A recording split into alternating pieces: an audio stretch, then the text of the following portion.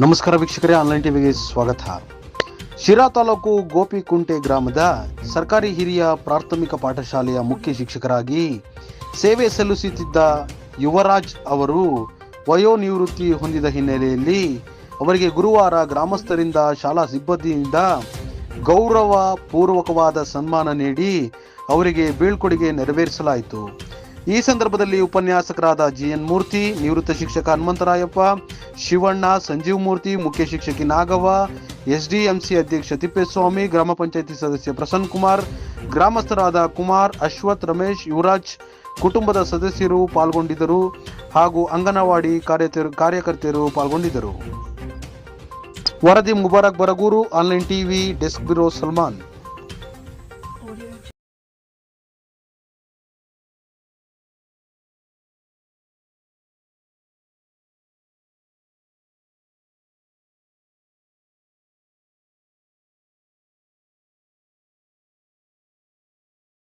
ಹನುಮಂತರಾಯಪ್ಪರ ಒಂದು ಸಾಕು, ಎಲ್ಲಿಲ್ಲದ ಅಭಿಮಾನ ಅವ್ರಿಗೆ ಆ ತರ ಇತ್ತು. ಅವನು ಉತ್ತಮವಾಗಿರ್ತಕ್ಕಂಥ ಊರ ಸೇವೆ ಸಲ್ಲಿಸಿದ್ದೀನಿ. ನಾನು ನಮ್ಮ ಒಂದು ಕೈಲಾದ ಒಂದು ಸಹಾಯ ಮಾಡಿದ್ದೀನಿ. ಮತ್ತೆ ಮಕ್ಕಳಿಗೆ ಯಾವ ನಿಷ್ಕಲ್ಮಶ ಇದರಿಂದ ನಾನು ವಿದ್ಯಾಭ್ಯಾಸ ಮಾಡಿದ್ದೀನಿ, ವಿದ್ಯಾಭ್ಯಾಸ ಕೊಟ್ಟಿದ್ದೀನಿ. ಇಂತಹ ಒಂದು ಊರಿನಲ್ಲಿರ್ತಕ್ಕಂಥ ಜನ ಯಾಕಪ್ಪ ಅಂದ್ರೆ ನನಗೆ ಬೆಂಬಲ ಕೊಟ್ಟೆ. ಕೆಲವು ಸ್ಕೂಲಲ್ಲಿ ನಾವು ನೋಡಿದ್ದೀವಿ, ಬರೀ ಸಂಬಳಕ್ಕಾಗಿ ಪಾಠ ಮಾಡೋ ಮೇಷ್ಟಿದ್ದಾರೆ. ದಯವಿಟ್ಟು ಆ ಕೆಲಸ ಇಲ್ಲೂ ನಮ್ಮಲ್ಲಿಲ್ಲೂ ಅರ್ಜಿ ಕಂಡು ಬಂದಿಲ್ಲ. ಅವರು ಎಷ್ಟು ಬೇಕೋ ಅವರು ಎಫರ್ಟ್ ಹಾಕಿ ಶಕ್ತಿ ಮೀರಿ ಕೆಲಸವನ್ನ ಮಾಡ್ತಾ ಇದ್ದಾರೆ. ಅದರಿಂದ ನಮ್ಮಲ್ಲಿ ಇಷ್ಟೊಂದು ಸ್ಟ್ರೆಂತ್ ಇನ್ನೂ ಉಳ್ಕೊಂಡಿದೆ. ಕೆಲವು ಕಡೆ ಹೋದ್ರೆ ಇದರ ಅರ್ಧ ಸ್ಟ್ರೆಂತ್ ಇರುತ್ತೆ. ಹಾಗಾಗಿ ಇಲ್ಲಿ ಶಿಕ್ಷಣ ಅಂದ್ರೆ ಗಾಂಧೀಜಿಯವರ ಮಾತನ್ನ ಹೇಳ್ತಾರೆ, ಮಕ್ಕಳಲ್ಲಿ ಅಡಗಿರುವಂತಹ ಪ್ರತಿಭೆಯನ್ನ ಹೊರಗೆಳೆಯುವುದೇ ಶಿಕ್ಷಣ. ಪ್ರತಿಯೊಬ್ಬನಲ್ಲೂ ಐಕ್ಯ ಇರುತ್ತೆ, ಅಲ್ಲಿ ಬುದ್ಧಿವಂತಿಕೆ ಇರುತ್ತೆ, ಅಲ್ಲಿ ಜ್ಞಾನ ಇರುತ್ತೆ.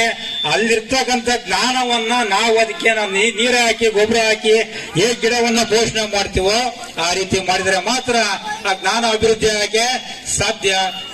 ನೀವು ಪ್ರತಿನಿತ್ಯ ಕಿತ್ತಾಡ್ತೀರಾ ಅಥವಾ ನಿಮ್ಮ ದುಶ್ಚಟಗಳೇನು?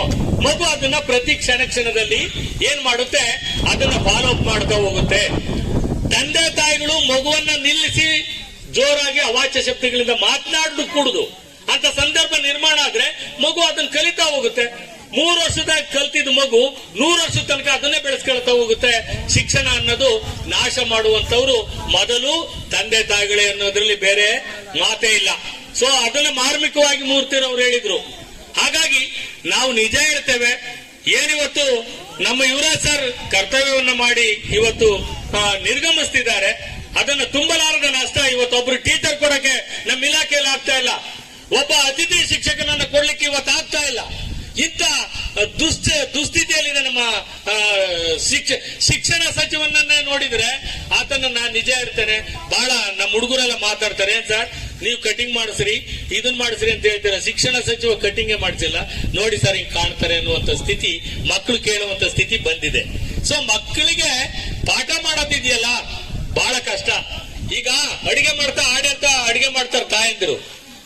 ವೃತ್ತಿ ಜೀವನದ ಕೊನೆಯ ದಿನ ಈ ಒಂದು ಸುಂದರ ಸಮಾರಂಭವನ್ನ ನನ್ನ ಜೀವಮಾನದಲ್ಲಿ ನಾನು ಕೊನೆಯ ನಿವೃತ್ತಿಯ ದಿನದಲ್ಲಿ ಇದು ತುಂಬಾ ಜೀವನ ಪರ್ಯಂತ ಮರೆಯಲಾಗಿದೆ ಇರ್ತಕ್ಕಂಥ ಒಂದು ಸನ್ನಿವೇಶ ಅಂದ್ರೆ ಈ ಒಂದು ಬೀಳ್ಕೊಡುಗೆ ಸಮಾರಂಭ. ಅದು ನಮ್ಮ ನೆಚ್ಚಿನ ಗೋಪಿಕುಂಟೆ ಗ್ರಾಮದ ಎಲ್ಲ ಸರ್ವ ಗ್ರಾಮದವರು ಸಹ ಈ ಒಂದು ಬೀಳ್ಕೊಡುಗೆ ಸಮಾರಂಭವನ್ನ ತುಂಬಾ ಅಚ್ಚುಕಟ್ಟಾಗಿ ಯಾವುದೇ ರೀತಿಯ ಫಲಾಪೇಕ್ಷೆಯನ್ನ ಬಯಸದೆ ಅವರು ಊರಿನ ಎಲ್ಲ ಗಣ್ಯರು ಸಹ ಕಲಿತು ಮಾತನಾಡಿ ನನಗೆ ಈ ಒಂದು ಸುಂದರ ಸಮಾರಂಭದಲ್ಲಿ ಈ ಬೀಳ್ಕೊಡುಗೆ ಸಮಾರಂಭವನ್ನ ಇಟ್ಕೊಂಡಿದ್ದಾರೆ. ಇದು ನಿಜವಾಗ್ಲೂ ಸಹ ಜೀವನದ ಅತ್ಯಂತ ಅಮೂಲ್ಯವಾದ ಒಂದು ಸನ್ನಿವೇಶ ಅಂತ ನಾನಾದ್ರೂ ಭಾವಿಸ್ತೇನೆ.